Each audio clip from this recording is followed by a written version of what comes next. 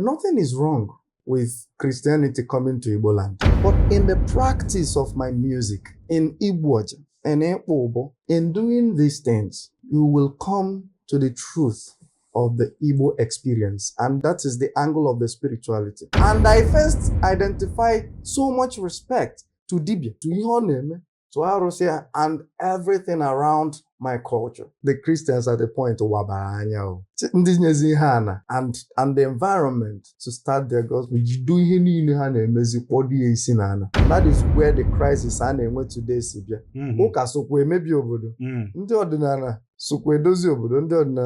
So I'm opening up to the truth in Ordinana, and I am a practitioner of Ordinana. Ordinana is spirituality, Igbo spirituality, opening up to the truth in it. But when you read the Bible and you can relate the beautiful experiences of the Israelites to your environment, that is when you have really read the Bible. Or you go to the Bible, because you've read the Bible. The university ocean, inwe ike JD afu, ọwụghọ mmadụ niile ya ewere odo talent ma baa university. Ọtakwa dị otu a ndị na-akọ ihe a na-akọ na-extol nwoke nọ na village na-akpọ ya prọfesọ. Ịgụcha mgbọmgbọ akwụkwọ ịpụta iche na ịmarụgo ihe.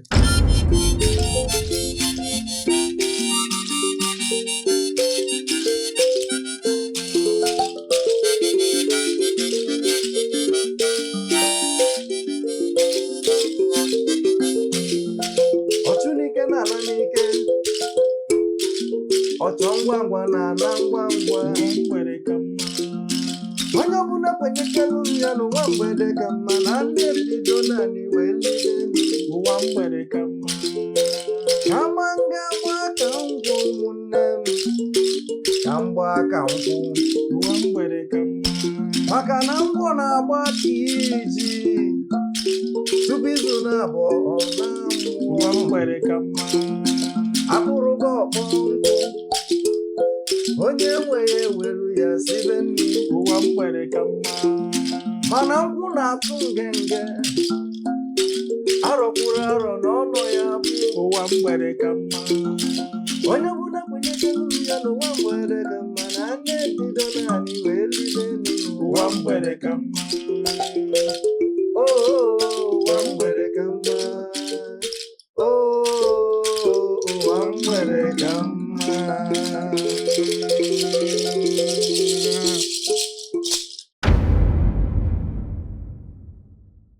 How do you balance your religious background, which is your faith, and this your understanding? Because I don't know whether I will also call it faith or belief. How do you balance this understanding and your faith? I won't deny that at some stage in my development that there was no crisis of faith. A lot of people are having this crisis of faith, but they are reacting to it in different ways. I'm lucky. In a lot of things in life, I'm so fortunate. So I have sound mentors, people who understand the Igbo culture and who understand traditions across the world. Nothing is wrong with Christianity coming to Igbo land.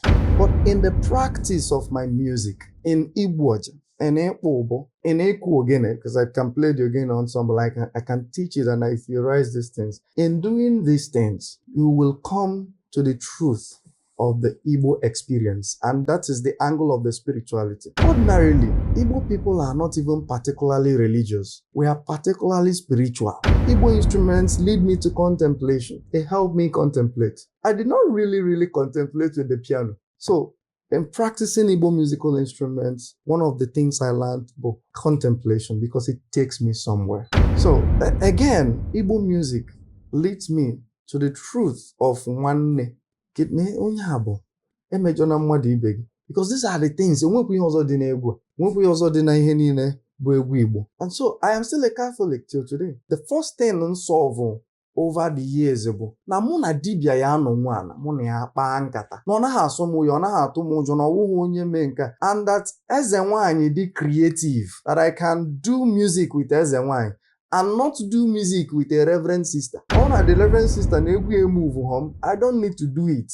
So mwado kambo. And I first identify so much respect to dibia, to Ihoneme, to Arusia, and everything around my culture. Because that is where the challenge is. To think that these things are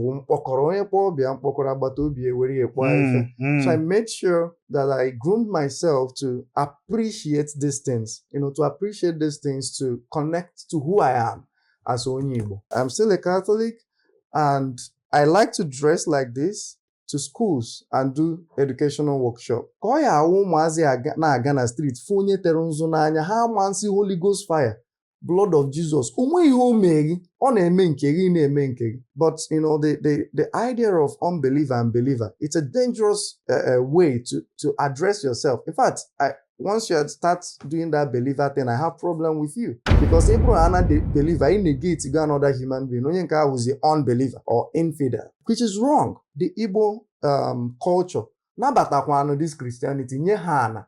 Because for the Igbo person, Father Chiko Palike always says this, that for the Igbo person, ogwugwu dịrị onwe, udo dị, arụsị dị iche iche dịrị. So when the Christians came, for them, they were thinking, ka hapụkwa ndị a, but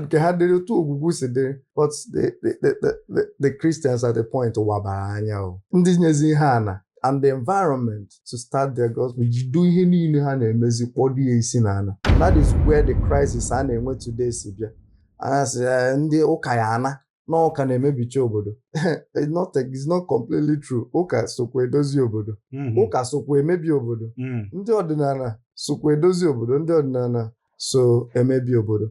So I'm opening up to the truth in Ordinana, and I am a practitioner of Ordinana. Ordinana is spirituality, Igbo spirituality. Opening up to the truth in it. Ihe ji nwa ji kpee ekpere, kpọkwuo ndị nna nna gị na ha akpa nkata, gị na Chineke akpa nkata, ewere ọjị. A lot of times in the Ojambu na introduction, I can listen to it word by word. Oja hambu Chineke ka na-ekene. Si mi na-ekekele ụwa na ọkwa ọja ekenekwa gị. Na ihe niile ikere ekene gị, na enu na ana na-ekene gị.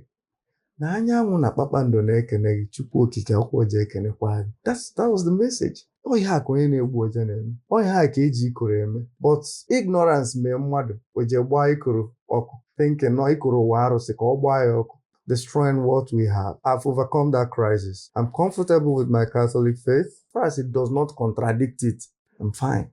At any time the teaching contradicts who I am as an Igbo person, I am the one to review it and say, nah, I'm not interested in this. Catholicism is a Christian religion. What do you have to say about the fact that Christianity as a religion, with Bible being their manual, did not accommodate what we have as Ndi Igbo in their doctrines? For example, now, Bible saying, all trumpet kagafo at the last day. Mana Ndi Igbo adafo trumpet. What do you have to say about that Christianity not accommodating us as Africans, what we believe, what we actually know? Go ahead, please. I don't know how we ever got comfortable with thinking that our great-grandfather, our grandfathers, our grandmothers is our problem. We got so comfortable with it and we say it. You see, any race that thinks like that will never be anywhere in the world. You can only be who you are. And as far as I'm concerned, the way Christianity was brought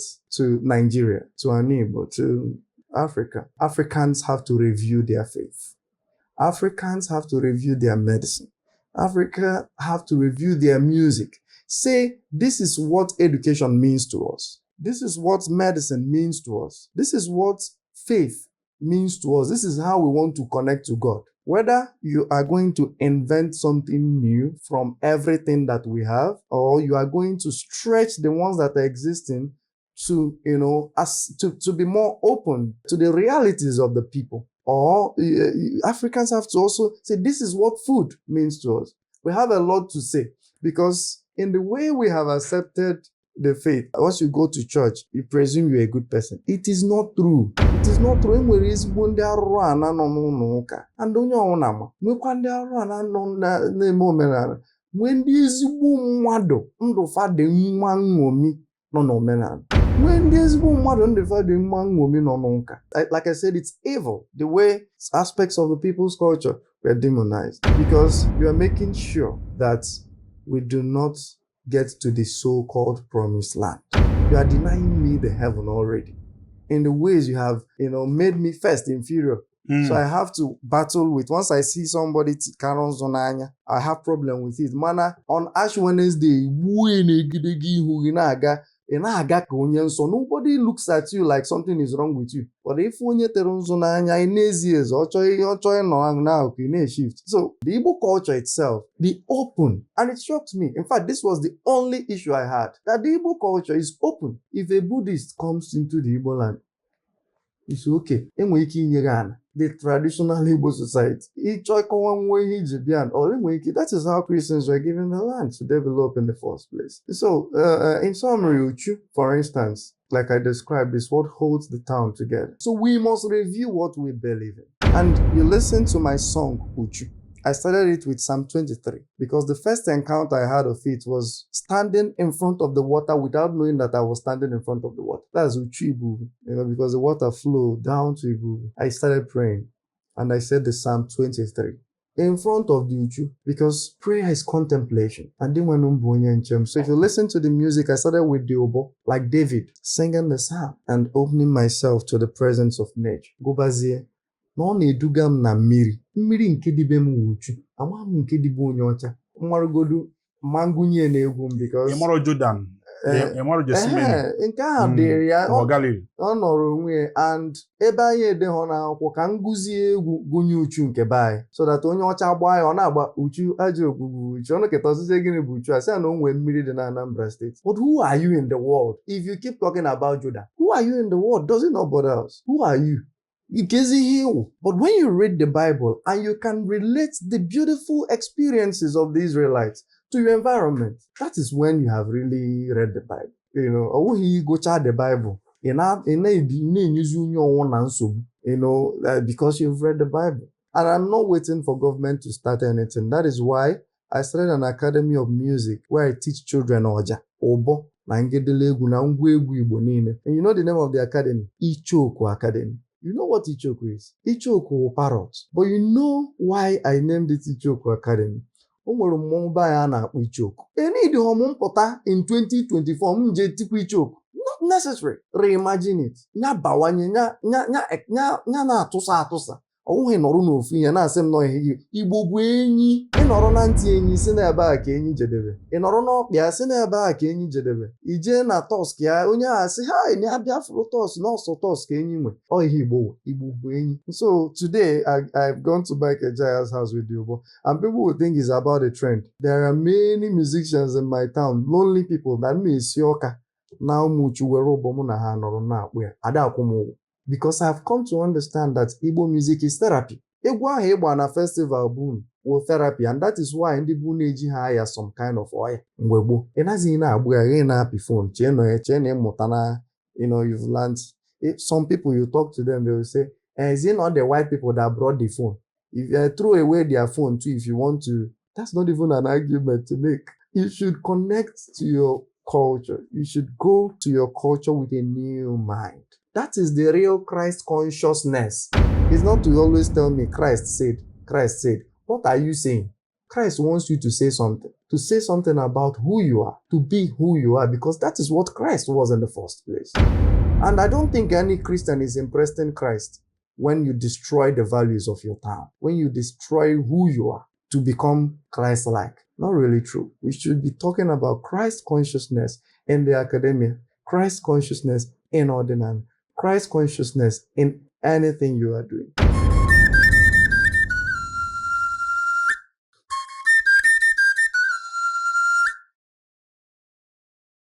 No make agụ religion mmụọ. No make agụ religion mmụọ.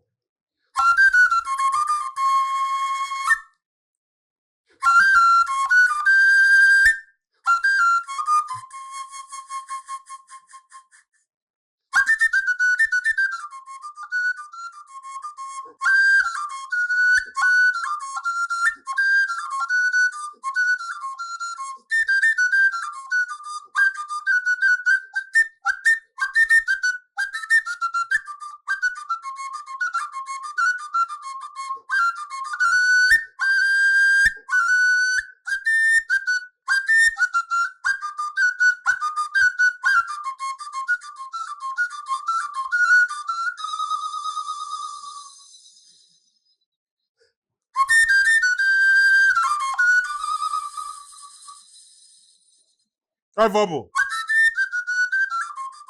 Ana m anụ ka ị na-ekum. Ị na-ekum. Deje. Deme. Bubble.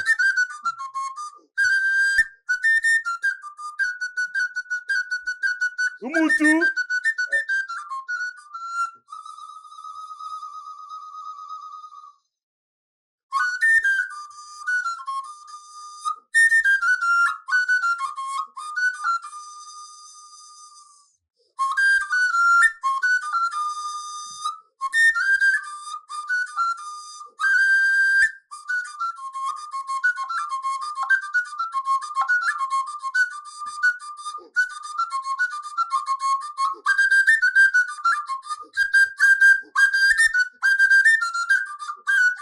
Ife ekwu ka na-eme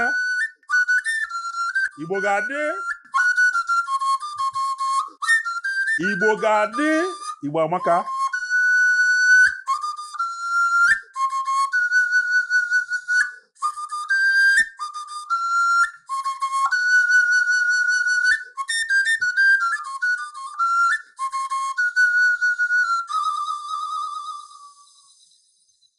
ka anyị mekwa n'ụbọ.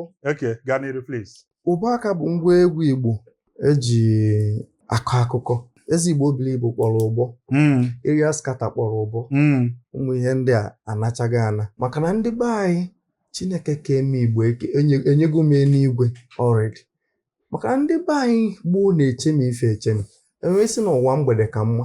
Ha jụcha ọrụ gbagharịcha ruo na mgbede ha nọrọ wee na-akpa nkata. A wise man once told me na ebe a na-akpa nkata ka a na-akpa nkata wee na-ekwu ihe dị n'obodo na-atụgharị uche.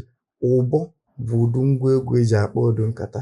Ụbọ bụ ngwa egwu eji anọ ọnọdụ mmadụ na onwe ya anọrọ. Mụ na onwe m kpọọ onwe gị mitin gị na chi gị anọrọ.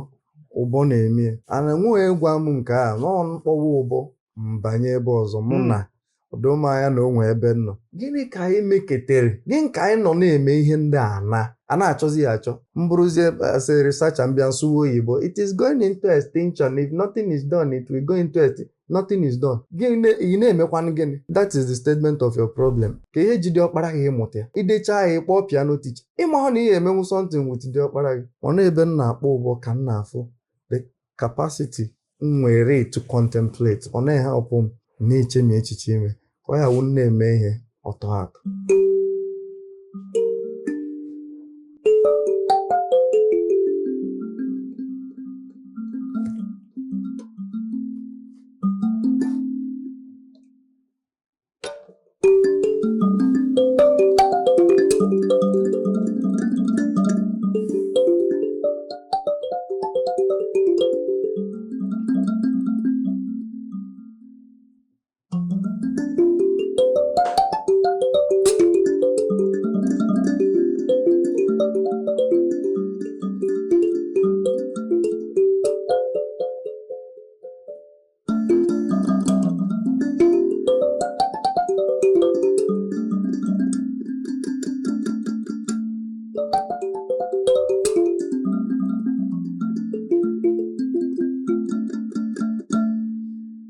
Orugokwa mgbe m akpọbata gị n'nsọ mbụla ihe akụ ịchaka. Okay, kedu ọgasị na nke a?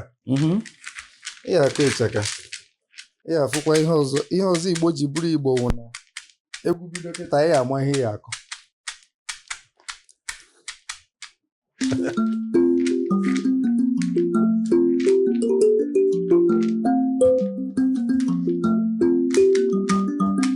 Nice.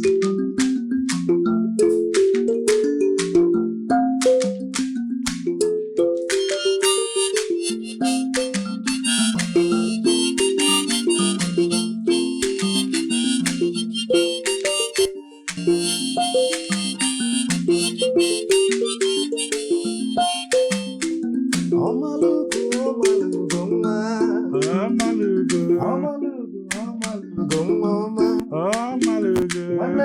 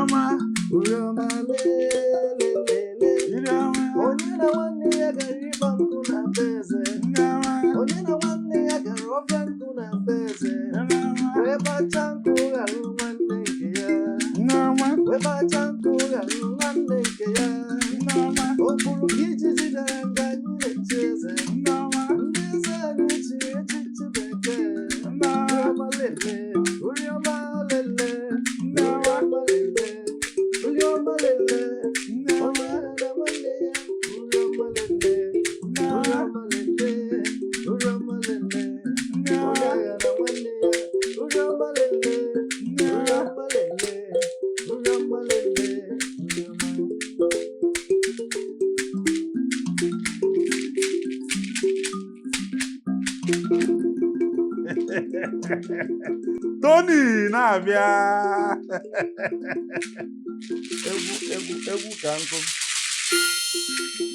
abụ m nwata n'ụlọ nne m idide otu a ka Igbo si bụrụ Igbo ebe ọ bụ ime nwanne inwe ubi aṅụrị ebe ọ bụ abụ m nwata n'ụlọ nne m idide wee bulite gaba ichu mmiri idide n'aka m atọ n'ite na okwero mwepụta idide n'ọkpa m atọ n'ite na okwero mwepụta idide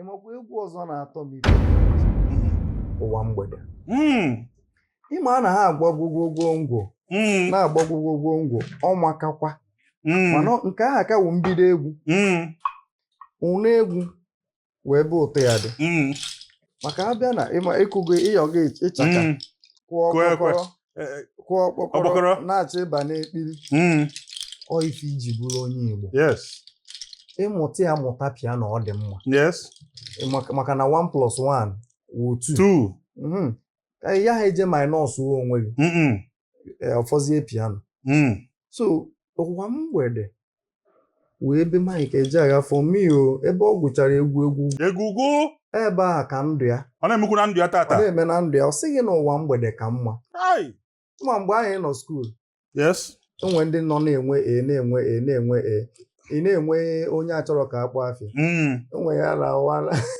ana m enwe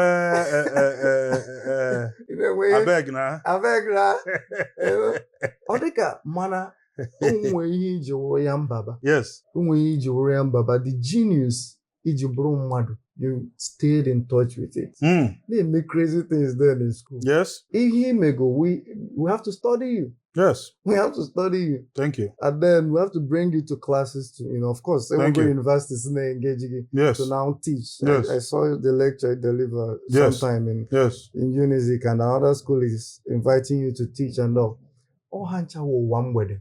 Maka Mike Eja si na kama ọ ga-agba ka ngwọ ka ọ gbaa ka nkwụ maka na ngwọ na-agba ka iji na tupu izu na-abọ ọ na-amụ akpụrụ gị ọkpọ nkwụ onye nwe were ya sie nri mana nkwụ na-atụ nke staying true to one's genius ọnya na-ewetara obodo ife ọma mmadụ ịtọ atọ na-eweta ife tọrọ atọ. So let's take this song.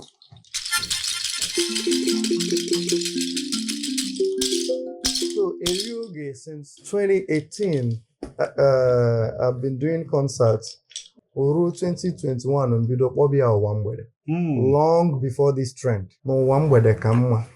Oh, Wambwede Kama. I agree. I'm on the entire concert. I'm not Wambwede. A place you come to rest.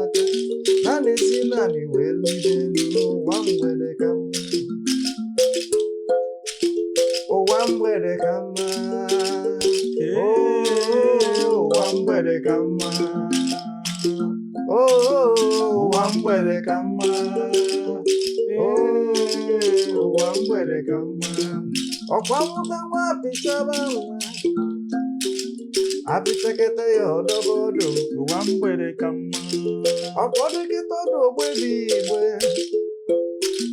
Ogbekete igbe okubile Wambwede kama Okukete ilo jebije Owesi otuafu wejebozi Wambwede kama People no bidolu nani welibenu Ozotasi ani wezobute Wambwede kama onye ọbụla kwenyekelu m ya n'ụwa mgbede ka mma na ndị ebido naanị wee libe n'ụwa mgbede ka mma ụwa mgbede ka mma ụwa mgbede ka mma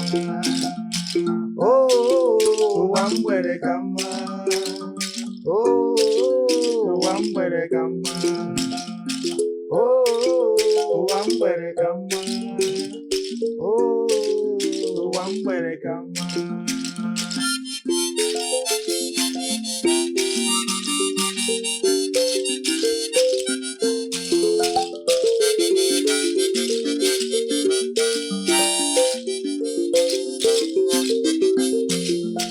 Ọchụnike na-ala n'ike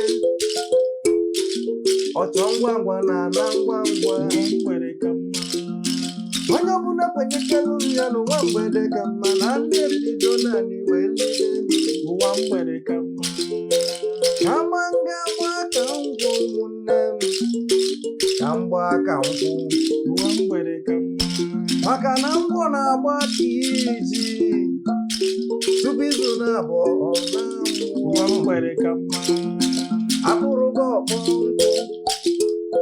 onye nwe ya eweru ya sibe nri ụwa mgbede ka mma mana nkwụ na-atụ ngenge arọkwuru arọ n'ọnụ ya bụ ụwa mgbede ka mma onye ọbụla kwenyekelu ya n'ụwa mgbede ka mma na anya ebido naanị wee libe ụwa mgbede ka mma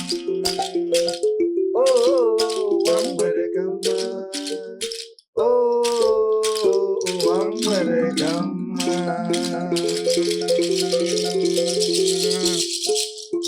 Ife a bụ egwu ife a bụ ụdị egwu nke ma nwanne akwagbam na-abaghị n'anya ịchọ ka biznes gị sala ọkụ ịchọ ka efe ị na-elekwụlụ n'ọkụ come and partner with us at GBAM bịa ka ime your brand ka ọ gaa as viral as GBAM ọ ga-abụ ebe ọ bụla afọ ụgbam afọ ị na-ele kpọọ the numbers on your screen ka ị mee ka iwube ewube. What you are doing with GBAM will not GBAM, because BBC Igbo interviewed me sometime in 2017 or 2018, and the documentary went viral. Bata University, for the same congratulations. I was happy and I was smiling, but one side of me was a little bit disappointed, because I believe in my country. I believe in Igbo culture, and I believe in Nigeria. Why is it not a Nigerian media that did that thing? I had that silently in my mind. I was happy that I went global, but then why is it not an Igbo media? Also, hotel kaide mwero. Hotel. So that is why it's brilliant that you have GBAM. So I know kandi Igbo ya na akọ akụkọ anyị. And rekocha the thing or gakwa global. Ofu global ahụ ya aga. Ofu global. With BBC or CNN. Yes. So when the nke ha ji kwadote, whenever CNN is ready, whenever BBC is ready, it will come to you. So what you are doing also is what will also create the next Mike Ejaya. Because we need the structures, the media, the record labels, the artists who are willing to do something original. Once these structures come together, ya na-eme a na-aga monitor na-arụ hotel, na-arụ mansion na village, ihe nọta village, kpọtazie onye na-egbu ọja, na-egbu the thing. Anyị na-asị ya na anyị na ọjị a enye bia ọ na-anwa na-ata anụ emechaa na it's like ka ebiribe ndụ emesịa nwarife anyị ga-emechi that's emesịa anyị malụ. No, we have to be intentional people. So ihe a na-aga na school na-akpọrọ ụmụazị egwu Mike Ejaya na-akụzi ya iru asịghị na ha mụọ Mike Ejaya, mana some of them nwa Beyonce. Ị gaa na village, anyị ga residence n'Isiokpo, ịjụọ ụmụazị nọ n'Isiokpo, ha ma na-ele uche ndụ, ha ma oke ke ma ọ na-ele uche ndụ, emu egwu a na-akpọ ọdịnichazu n'elu ya degege ụdalesa, ha ama ya, ha amaghị ọmalugo, ha amaghị uriọm. Gịnị ka unu na-ama? Ịkpọziere ha some Afrobeat song, ịfụ na ha mụ ya. Ịkpọ American artist, ịfụ na ha mụ ya mara egwu ya. So ka isi nọrụbeghị, onweghị ihe ịmụ about yourself, onweghị ihe ịmụ about egwu your own. Gị mara ihe dị outside. Onye ahụ na ọ ya kwara ya aka njọ echi if we don't continue what we're doing, if we don't build the structures. Ka ihe nwe ikwu maka mbem, because ekwuo m ọja ekwuo mbem, ọ dị ka ji na mmanụ. Mbem ọ ejima ọja.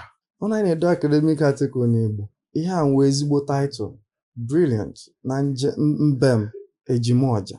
Mbem, otu a Gregorian chant dịkwa. Chant, mbem o chant.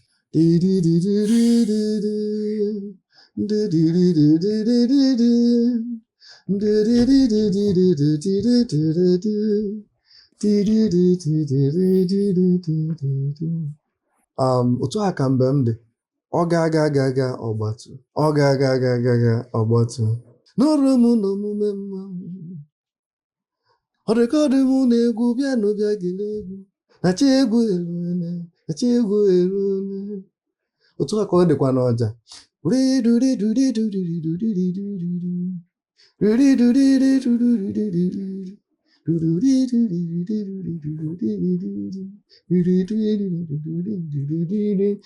the notes of Oja can turn to Mbem, and the notes of Mbem can turn to the notes of Oja. So it's a very rich tradition. It's intertwined. It's intertwined. And I'm about the Oja metaphorsize into the recent culture. Now, like Ojaketa is from a traditional local music, Bayana Afrobeat, without mentioning the likes of Zoro, Melo Ogene as a song, Tinyo Waloja Fully, Flavor, just like you said, Ijele. I think I've heard Fino do something with Oja. Then Casey, Oja Piano. And then Igwe Credo, my friend, is doing well. Then there is another guy called Ojazi too. That is, we will not mention some of these things without mentioning people that have played roles, because these are the references. And you now, because you played a part with Ijele, you played a part in all these things now. It's just that you are officially launching now. All nu abi hebocha Paul anyị na emo Bible Oja anyị. Ka yi nwe ike ikwu maka ndị aseticha this foundation, please. GBAM dizikwa both intellectual and spiritual and entertaining. And you see, as Igbo Igbo, let's talk about transitioning and the Igbo way of transitioning. Please go ahead. As Igbo Igbo gụchara egwu ọ nọ na-agụ na-asị na ọ na-ahanyekwa aja na nwa egwu na that track ọ sị onye emekwana ka o bili Igbo n'egwu mgbe ụfọdụ ọgwụ sị ọ ka m lobe ive m na-agụ ọgwụ ọgba onwe brek ọ sị obili Igbo jikere nwayọ ọkwa onye na-akụrụ ya ekwesị ha jikere nwayọ na onye ji nwayọ adị emerụ arụ. He knew too much. It came to him naturally.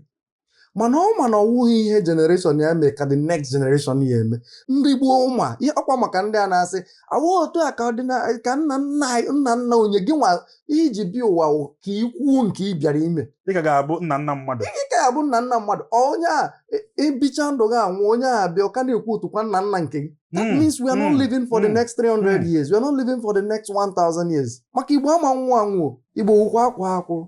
So obili Igbo fụ ya wee si onye emekwana ka obili Igbo n'egwu. Ụmụ obili Igbo bịa baa studio kwọrọ onwe ha egwu with ma gita o ma ihe na-adị na ya. Olisa gozie ụmụnne m ụlọ m ọba. Ha nwaghọta ihe grandfather ha. Ọzọ na-akụ nwafọ. Yes, onye emekwana ka obili Igbo n'egwu. That means ọwụha every time ị na-egbu ọja ka esi mgbe gboo egburie dibịa egburie nke egburie. Yes, who is the dibia of your time? Mgbe ahụ mgbe na-eso obi asịka ọnya nwa ụdị Chief Priest. The dibia of my time ọnya the visionary leader mkpụrụ ọja na-eso amamịghọta. So it is in that transition, it is in that movement into the future ka a culture na-atọ atọ, and it's very important. So 2023 I traveled to America to deliver a lecture at Dartmouth College. On my way back I got this vibe. Oja and Amapiano would be a good blend. I arrived in Nigeria. By then, I wasn't signed to a record label yet. I was signed to a record label down October. So I got back around April or so. April or May. Now I got my producer. Okay, let's do an Oja and Amapiano. I feel it's coming. I feel like this is the new sound. I woke up one morning and I heard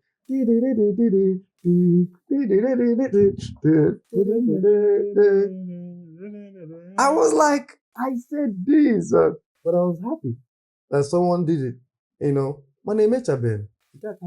Because there is need for a face. Oja piano. But where is the face? Who is playing the Oja? Oja is not guitar. Ojazi and Igwe Credo, they had a point here and there, but I don't exactly agree with everything that happened that they say. Learn the ropes. But they had a point that Oja is not guitar. If you say, we paid you the way a guitarist was paid, it is not true.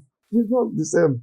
It's just that the person who played the Oja did not understand Oja or guitar. Because it is the Oja that is the sound, the energy of that music. Credit to Casey for that brilliant idea. And his entire team. When the controversy started, I told someone, this is a teamwork.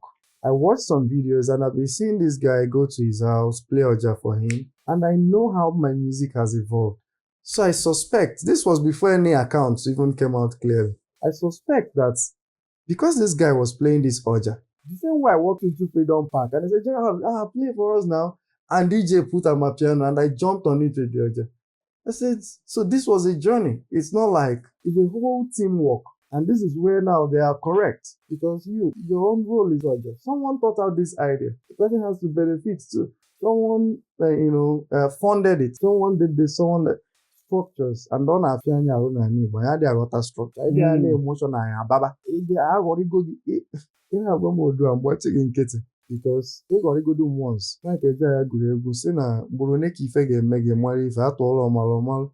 Only kids, so no mboreto. Okay, is wo. Na o nwezi onye nke zata ya si na omeghe nke izi na nke izi bụ na-ama ha ama na nke ịbụọ ya bụ na mkpachara anya si ya nwa m na-ezata gị. So telling these stories is for people to know. Ọwụkwa echi o nwere ụdị ịchaka ihe akụrụ mmadụ n'egwu egwu ahụ ịchaka ahụ hụrụ dị egwu ogene ụbọ ọkpọkọrọ ikoro ekwe. These instruments maka ịkpọ ya mkpọkọrọ, these instruments are bigger than us. And there is need for a face. And, that's the much I try to do for the culture, to give a face to this art. And that, when I say Nama Potago, that's what I mean. to give a face.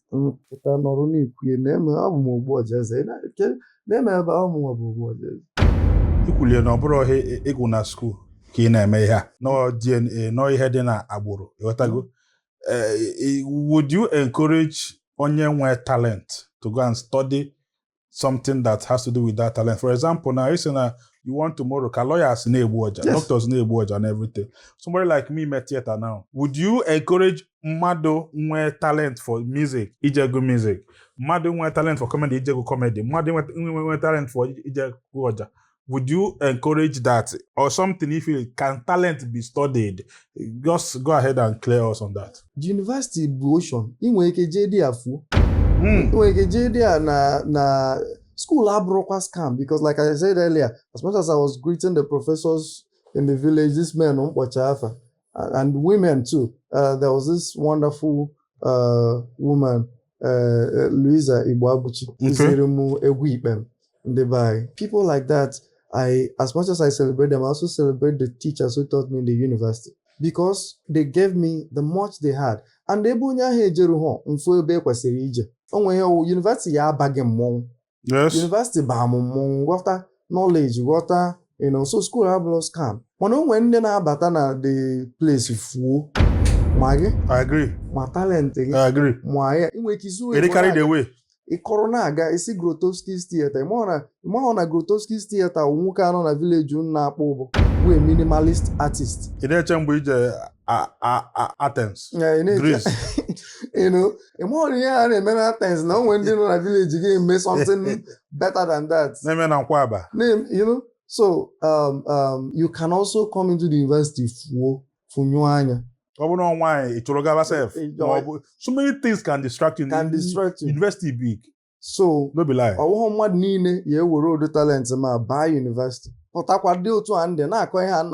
extol nwoke nọ na village na akpọ ya professor.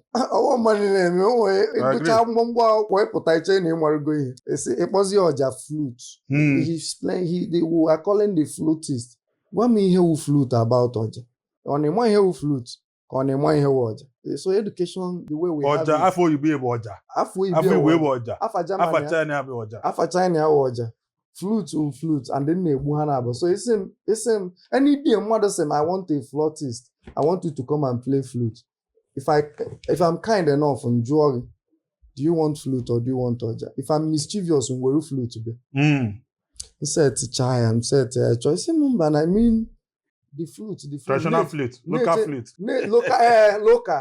Local. Imagine a piano, the local to a people. No a traditional instrument to a people. Evolve where. Imagine a guitar when we. Imagine a oboe, clarinet, na harmonica, see Asia, Ro China, Ro Europe, or organ. That's part of the history of organ. It was here the levers. Anyway, let me not go into that. So, Siaba wrote the black Americans met to a kind of blues from the same harmonica. On X spread, so Oja, yes, you to have spread. When school ya bagging more, university ya bagging more, mano, nwete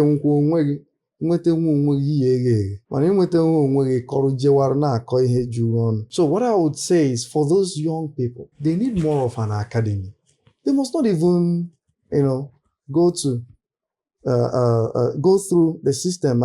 Summarize here, take here to where they need to be and collaborate with the Ministry of Education. Because HOK curriculum university and rule next 20 years. I can't a couple of you. Thank you for watching BAM. Would you like to be heard? Do you have a story you'd like to tell to the whole world or a God-given talent you'd like the whole world to see? Or would you like us to take your brand and business to the next level?